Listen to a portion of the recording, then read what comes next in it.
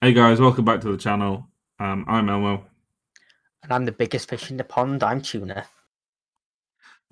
Welcome back. So we're going to be talking about last week's games and what happened, who scored goals, anyone got sent off, any controversies, and we're also going to be telling you how our predictions went for that game as well.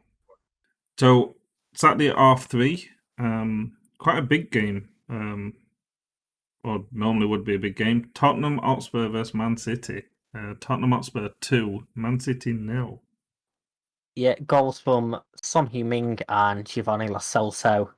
Return of one of the biggest rivalries in football, Pep versus Jose. And Jose came out on top this time, which is perhaps a bit surprising. Um, Is it this season? well, I suppose not really.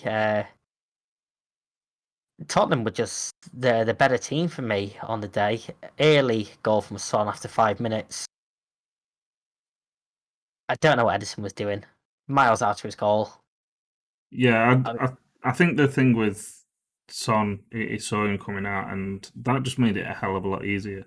I think if Edison had stopped in um, more towards his line in the goal, then obviously Son had a lot more work to do to get that ball in back at net.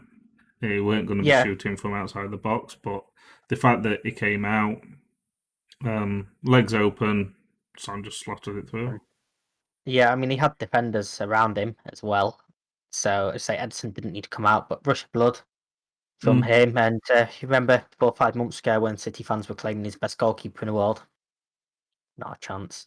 So I think this is the thing, and if we go on to the second goal as well, Lo Celso, I think Edison was at fault for that because he came out, and again, he made it easier for him to shoot from where he was. If he'd have stayed in the net, then it would have been a lot difficult for him to have that chance.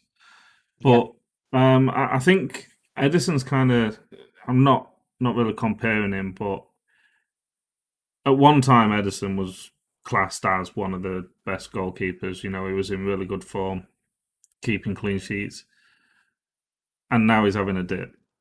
And it was the same with De Gea. Now De Gea was having in really good form, keeping clean sheets and pulling off some really good saves.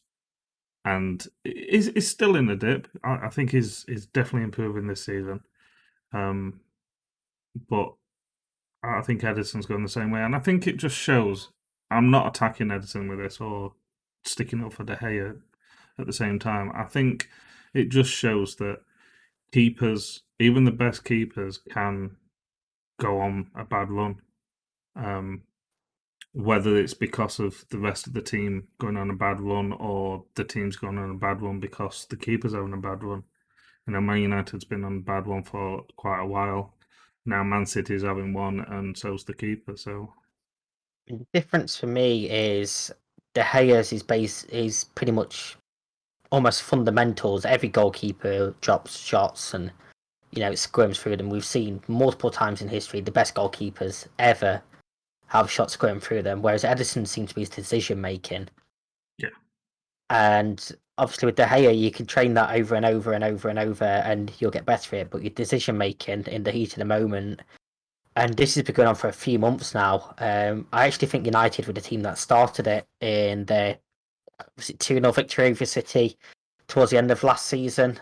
Edison came out pretty far and gave the ball straight to I think it was McTominay to slot yes, home 30 odd yards out, I and love ever that since goal. then he's been making mistake after mistake, and it's not just now. He's been happening for years. It's a Um, style. It's a style that he's been working with for a long time, and maybe it is. Maybe it's something that managers and coaches look for and tell the strikers to look for. Maybe that made it could be something that Mourinho's seen and told Son and Kane and whoever to look out for him coming out and then having that chance. yeah, I mean, you think about the sweeper keepers you think of that, obviously Manuel Neuer. You don't really see that happening from him to. Well, I don't really can't think of any off the top of my head if it happened to Neuer. Um, Lloris is one that likes to play sweeper keeper. Very rarely happens to him as well. And I think the biggest issue for City is it's almost like he doesn't have faith in his defense, so he feels like he has to come out. Yeah, And I can understand after last season and possibly this like start of this season, ever since he lost company, basically. yeah, and like we said, there was a defender there on Son. There was a defender there on the Celso. So it wasn't as if it was a one-on-one. There were defenders there. There were players there. So it definitely didn't need to come out. Um, the more mistakes you make, the worse it is for the team, and especially Man City at the moment. Man City is on very bad run of form. Um, they're one of the Yeah, teams that in the Champions League it looks like there's no stopping them, but then when it comes to the league, they're just struggling against. We struggled against Tottenham. Um, have we played I mean, Tottenham yet? we haven't played Tottenham yet. No, Oh few yeah, weeks yeah, ago. yeah. We struggled because they smashed loads past us. Oh yeah, Um, no, you did, but we haven't. yeah, I mean, so obviously Tottenham are top of the league for a reason. yeah, but last season this would be, and for the past couple of seasons, this would be a game where you think City would be winning 4-1, 4-2, 5-2, And it something like that. almost feels as if Spurs have got City's number now because they beat them 2-0 towards the end of last season, 2-0 draw early last season. So, going back to the Champions League quarterfinals a couple of years ago where Spurs got the late winner, City had the late goal disallowed, and it seems since then that Spurs have been the bogey team for City. But this could have been a completely different game.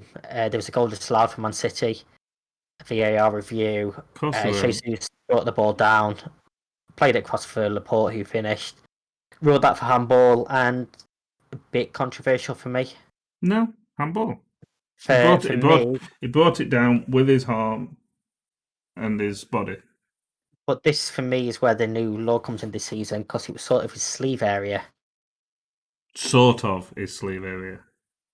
But from the angles that VAR was shown, you couldn't tell exactly where it hit. So that's the biggest issue that I have with that. I think He the seen biggest what issue is like you angles. say when you define an area, but you can't see if it was exactly that Oh, area or not. exactly. And then that comes back to the same question of, is it clear and obvious?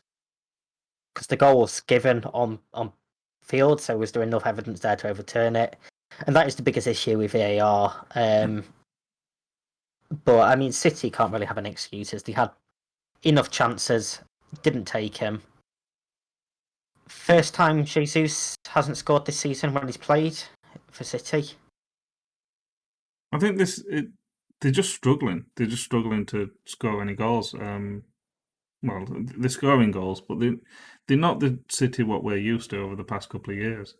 And Pep Guardiola signed a new 2-year contract.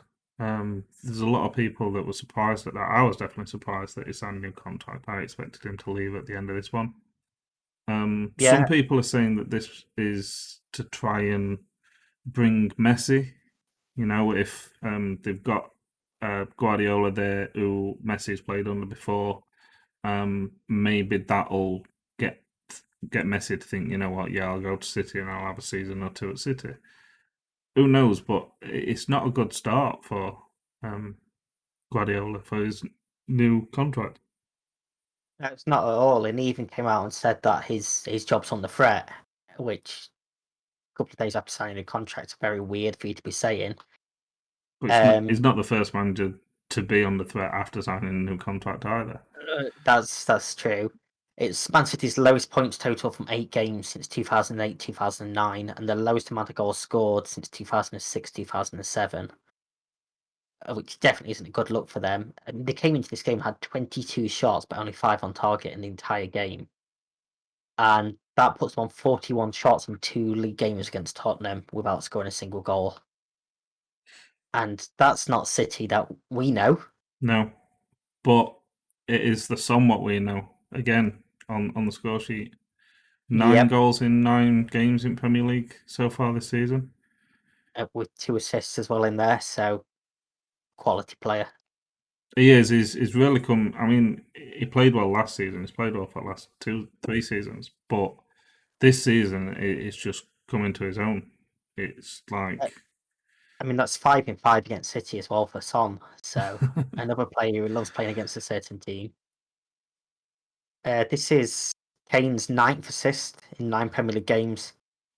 In the last 94 games combined, he'd just given 8 assists.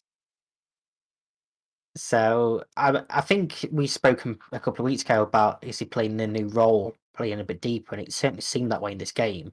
mm, And Jose seems to have got it spot on at the moment for Tottenham. They say they're getting the results, and they're definitely a threat. I have seen Tottenham fans saying the only team that can stop Tottenham this season is Tottenham, which is very true. that's very very true. So we will see. But Spurs fans, you must be loving life at the moment. Yeah, like you say, Tottenham currently top after 9 games. It's still very early, and like the Tottenham fan said, only them can change that. Man City down to 13th place with only 12 points with it after 8 games. Obviously, there's no threat of them going down. I think you can make that joke, but that's ridiculous. But to see Man Well, City down in 13th place after the last few years with the players that they've got as well, the money that they've spent, especially on the defence. yeah, The amount of money they've spent on the defence, and they're 13th with 3 wins, 3 draws, and 2 losses. But did this result shock you? not really. That's the thing. I Because mean, I because you predicted a know one-all what? draw. It didn't shock me because I predicted 2-0. I just want to put that out there. So I had a one-all draw. I couldn't really choose between the teams, but I I couldn't see City winning this game No, at all. I think it's going to be a struggle to expect City to win any game with the form that they're on at the moment, even if they play in Sheffield United, you know, who can't get a win at all. I just Yeah, I mean, can't. what it's only 3 weeks ago they struggled to beat Sheffield United 1-0. So Yeah, it's definitely going to be interesting. Like I say, Guardiola signed a new 2-year contract, but will it still be there at the end of the season with where City are going at the moment? next going to get relegated. Right, guys, that's it for this video. Please go and check all the other videos out for the games from last week. Please check out our predictions video as well, which is us predicting what we think will happen in next week's games.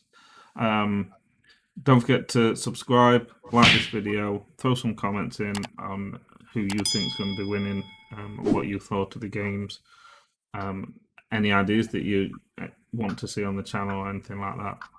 Check everything Follow us out in on the Twitter. description. All our socials and links for our YouTubes and everything like that are in there. Um, anything from you, Tuna? No, you pretty much say follow our Twitters. Come and talk to us on Twitter.